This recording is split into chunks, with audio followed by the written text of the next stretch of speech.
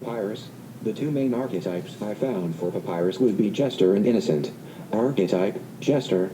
The great Papyrus is a jester because he lives his life with the ego goal of wanting to be in the royal guard, yet is itself just wants to be friends. This mainly shows during his battle in Snowdon, where he fights with not only Frisk, but the temptation to spare Frisk and become their friend. The shadow also shows because he is a glutton for popularity. In the genocide run of the game, he ends up choosing popularity over friendship with Frisk. He also is no good at making his traps. Archetype, Innocent. Papyrus is by far an innocent. Although we do not know what kind of life he had with his parents, assuming he even did have parents, as the game hints to the fact that monsters just kind of exist, but he defiantly does not see the world at large. He is the only character that does not express the fact that he is aware that Frisk will have to fight against Asgore. He does not realize that, if he were to capture Frisk and turn them in, that UNDYNE will just kill Frisk for their soul. Monometh CTA taking fighting cooking classes with UNDYNE so he can be a royal guard and capture a human. SNH his brother sends gently nudging him on his way threshold. Although no guardian is known, he crosses into the unknown when he encounters Frisk and he faces the challenges of his own insecurity and fights the temptation of being famous or looking good in front of UNDYNE helper. His helper is still Sen's mentor. His mentor could either be UNDYNE or Asgore Abyss. During his fight with Frisk, he reaches an emotional abyss when he is battling fame or friendship with a fellow spaghetti lover during genocide or neutral. He may meet his abyss as death, ending his monometh transformation. He has an emotional transformation as he realizes he wants friends who love spaghetti more than fame. He does change out of his battle body and into his cool clothes if Frisk goes on a date with him. Atonement. He receives atonement by being gathered around his true friends. Instead of the return, Papyrus passes through the broken barrier into the Eggland, and lives as the mascot for the monsters. Toriel. The two main archetypes I have come up with for Toriel are RPAHN and Caregiver archetype. RPAHN. Toriel is an orphan because she blames herself for the death of Chara, Azriel, and the 6 other humans who lost their lives to Asgore. She stayed behind and tried to convince every human that came by to stay with her, yet all of them left and all of them died. She is torn to pieces as she watches Frisk go by, knowing the Asgore will kill them to free all of the monsters. She wants to be free, yet she thinks Asgore should have taken Chara's soul, crossed the barrier, and taken 6 human souls to break the barrier. She is mad that he just wants for a human to come by who just wants to go home and kills them. Archetype, Caregiver. When Chara climbed out EBOTT and fell the barrier into new home, she quickly helped them and gave them a new home, caring for Chara up until their death. Toriel then spent the rest of her life taking care of the monsters in the ruins, and tried to save the life of every human that fell down after. But Toriel lost her 2 kids, Azriel and the dependent human Chara. This archetype is also hinted at in the shadow.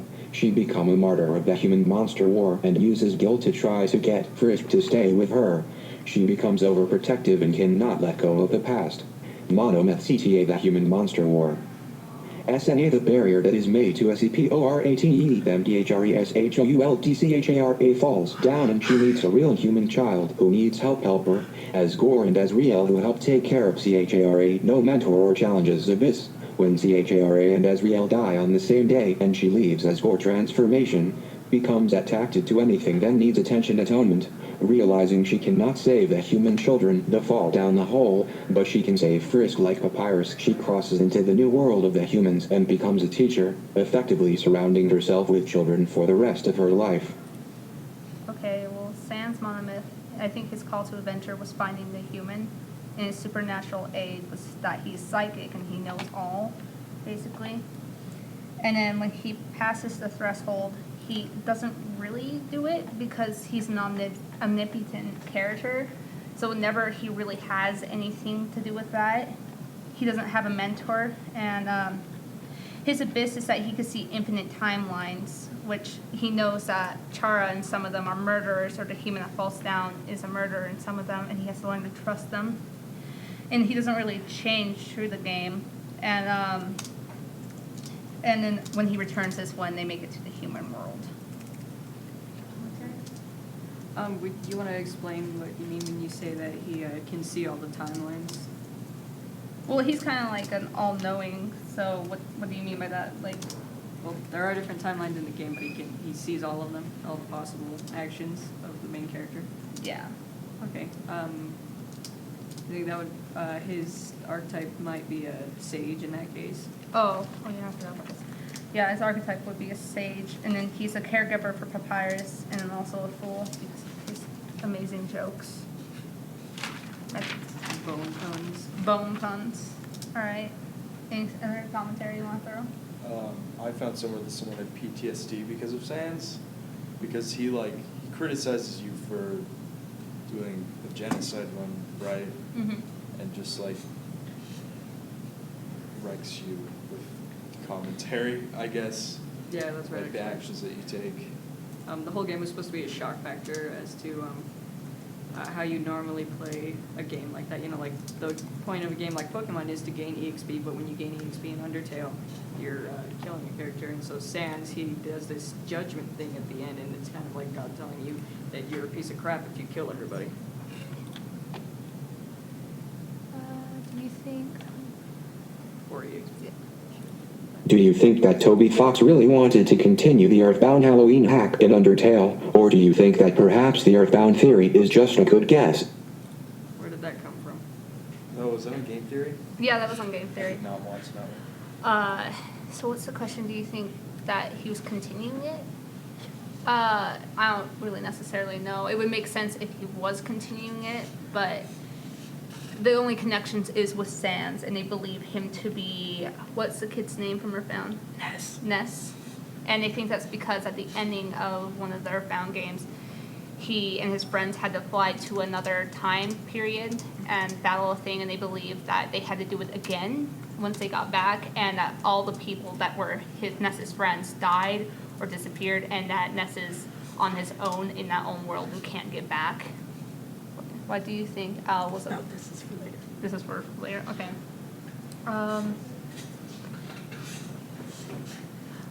Oh yeah, and then he's an omnipotent character also with the boss battle at the end, because he's just impossible to beat because he knows all the moves, and there's all of that jazz in there.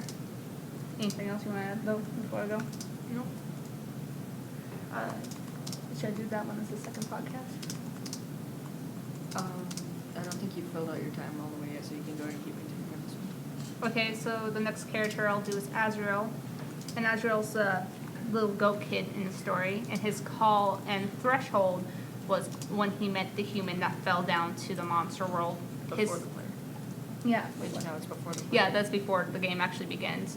And his mentors are his parents, which is, what word? Asgore and Toriel. Asgore and Toriel. All right. And his abyss is when the human dies, and then his transition is going to the human world and dying. His atone is after he had gone from Flowey into himself, which is later in the game once you actually beat Flowey and decide to mercy him. His return is when he realizes that he's done something wrong, but he doesn't really return because he's already dead. And then Flowey is his second side, where later on in the game he turns into Flowey after he tries to bring back his friend to life by going to the human world. He gets changed into Flowey through what's her name? Alfie's experiments. And his call to adventure is when he comes to life. His threshold is when the second human falls into the monster world. He doesn't have any helper or mentors. And his abyss is when the human mercied him. And then, again, his transition is when he turned back to Azrael. And then he has a change of heart. And he doesn't really atone for what he did wrong. And he doesn't return because he just stops. Where are we at? Any add-ons with Flowey? I wouldn't necessarily say that he doesn't have an atonement because he's dead. You said that earlier before, like it was the first one you talked about. Because he stops being evil and he realizes that he's not a good flower. He just changes at the end, and so there is an atonement when the main character hugs him. Oh, okay. And his archetypes for Flowey is, he began as an innocent and it got turned into an orphan. He is a destroyer, he's a sage and possibly a magician, and maybe a caregiver for when the original human fell down.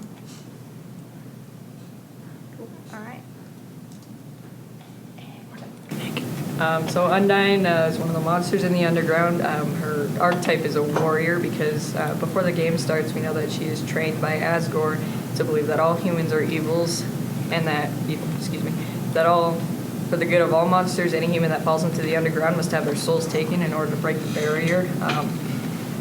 So Undyne lives to live this goal, and she believes that to be the ultimate truth, and she fights Fisk, or the main character, in order to complete that goal. Her monomyth, her call to adventure is learning about the human in the underground. She hears about the human and actively searches for him. Her supernatural aid is that, she has magic spears, and she inherently has more determination than most other monsters because that's a trait that monster souls can't usually hang on to. Crossing the threshold, she was actually meeting the human when he was passing through, or was it? I guess through the underground. She doesn't have any helpers. Her road of trials is fighting the human and then losing to the human. The Abyss, after she loses the battle, Undyne faces despair because she couldn't stop the evil human from killing all of her friends, or because everything she was taught about humans turns out wrong if the player character decides not to kill everything and to be a good person, actually. Her transformation during the battle with the human, the first time she's defeated, she continues to fight as Undyne the Undying. She comes back to life in a different form. And if the player defeats her in this form, she actually does die, but if the player doesn't kill her, she realizes that not all humans are evil. Atonement. If she doesn't die, Undyne and the player can go on a play date and make spaghetti together at Undyne's house, and it's really cute. And it makes them, that's where their friendship starts. Return, so apotheosis, in any neutral run, in which Undyne is left alive. Once the player completes the story and goes home, she becomes the ruler of the underground. In a pacifist run, she and all of her friends can live happily above ground with humans as equals. Okay, so now Asgore. Asgore is the king of the underground and the monsters. What are you laughing about? His entire motivation for stealing the souls of all the humans that fall into the underground is to forge a way for his people to live a better life and to break the magic barrier which blocks the way to the surface. That makes him a ruler because he's caring about his people. He's also a warrior, sort of, as he fights these humans in order to obtain their souls and free his people. But in the pacifist run, Toriel calls Asgore a coward who doesn't truly want to save the monsters because he's too afraid. So this kind of strikes out the warrior point of it, because Asgore could have had other ways of saving all the monsters, and he just doesn't do it because he's scared. So he might be a magician because he hides his true motives, and claims that he's doing things for the good of other monsters, but he's really not. He's just afraid. So his monomyth. His call to adventure is when the player falls underground and he finds out that there's another human. He doesn't have any supernatural aid that I'm aware of.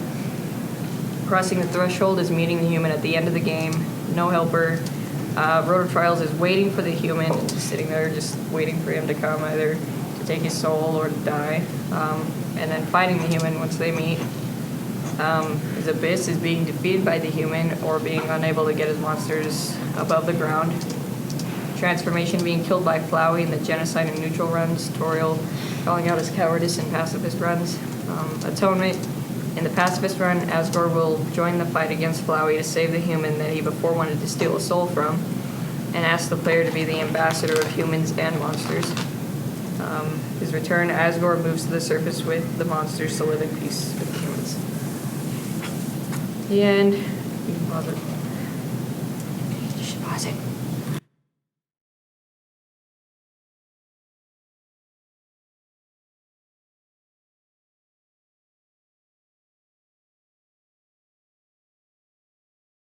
Time so Kerri, we all know that Undyne is the sexy queen of spaghetti. Do you think that her relationship with Papyrus is like brother and sister or more like potential lovers? Undyne could go for either sex, am I right? Spaghetti. When I was first playing the game, I could have seen a relationship between Papyrus and Undyne. I actually kind of almost shipped it until we see Undyne and Alfie's kind of getting together at the end. I didn't ship it at all at the beginning of the game. I thought it was more of a mentor attitude because never once does he really talk about her in a relationship type of sense. As much as Undyne's like my bestie that likes to cook spaghetti with me. So I just didn't see much going on there. And it didn't help that they make you fall in love with Papyrus through that date. So you just refuse to see what's really happening. Kerri, as Gore may not like spaghetti, but why do you think that he still has a shot with Toriel? Does he have like a problem? He is also pretty messed up.